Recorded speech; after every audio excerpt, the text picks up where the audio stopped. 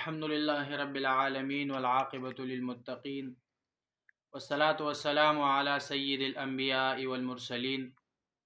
أما بعد فقد قال رسول الله صلى الله عليه وسلم: الدعاء مخ العبادة، أو كما قال رسول الله صلى الله عليه وسلم.